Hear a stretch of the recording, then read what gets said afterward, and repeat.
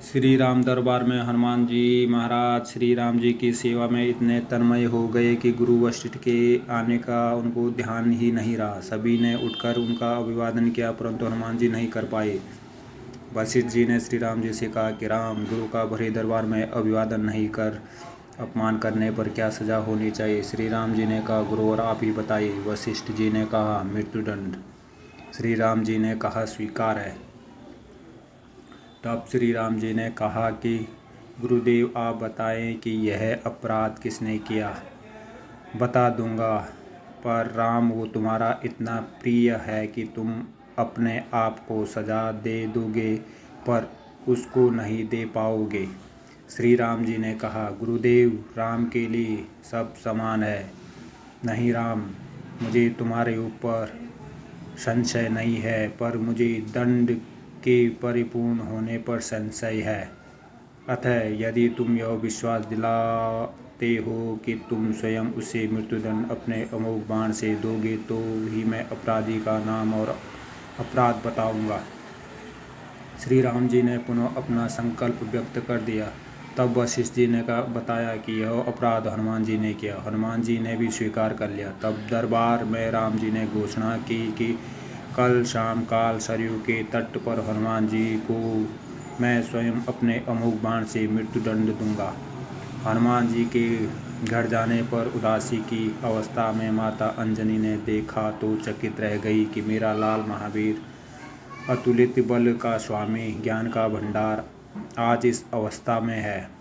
माता ने बार बार पूछा, पर जब हनुमान चुप रहे तो माता ने अपने दूध का वास्ता देकर पूछा। तब हनुमान जी ने बताया कि यह प्रकरण हुआ है। अनजाने में माता, आप जानती हैं कि हनुमान को संपूर्ण ब्रह्मांड में कोई नहीं मार सकता, पर भगवान श्री राम के अमोघ बाण से भी कोई नहीं बच सकता। तब माता ने कहा कि हनुमान, मैंने भगवान शंकर से राम नाम मंत्र प्राप्त किया था, और तुम्हें भी जन्म के साथ ही यह नाम घुट्टी में पिलाया, जिसके प्रताप से तुमने बचपन से मैं ही सूर्य को फल समझकर मुख में लिया था। उस राम नाम के होते हुए हनुमान कोई भी तुम्हारा बाल भी बांका नहीं कर सकता, चाहे वो राम स्वयं भी हो। राम नाम की शक्ति के सामने राम की शक्ति और राम के अमोघ शक्तिवान की शक्तियाँ महत्वहीन हो जाएगी। जाओ मेरे लाल, अभी से सरयू के तट पर जाकर राम नाम का उच्चारण करना आरंभ कर दो। माता के चरण छूकर हनुमान जी सरयू किनारे राम राम राम रटने लगे। शाम काल राम अपने संपूर्ण दरबार सहित सरयू तट आए।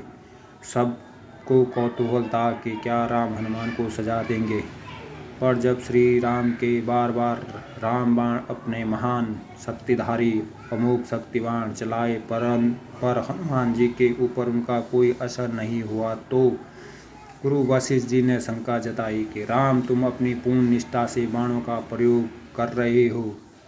तब श्री राम ने कहा, हाँ गुरुदेव, मैं गुरु के प्रति अपराध की सजा देने को अपने बाण चला रहा हूँ।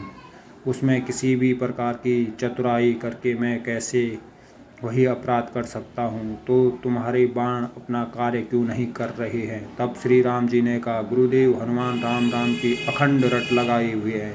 मेरी शक्तियों का अस्तित्व राम नाम के प्रताप के समक्ष महत्वहीन हो रहा है। इससे मेरा कोई भी प्रयास सफल नहीं हो रहा है। आप ही बताइए गुरुदेव, मैं क्या करूं।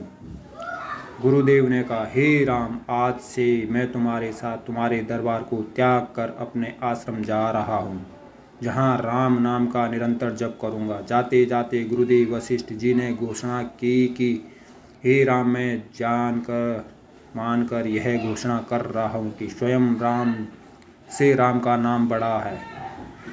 राम नाम महा अमोघ शक्ति का सागर है। जो कोई जपेगा, लिखेगा, मनन करेगा, उसकी लोक कामना पूर्ति होते हुए भी वो मोक्ष का भागी होगा।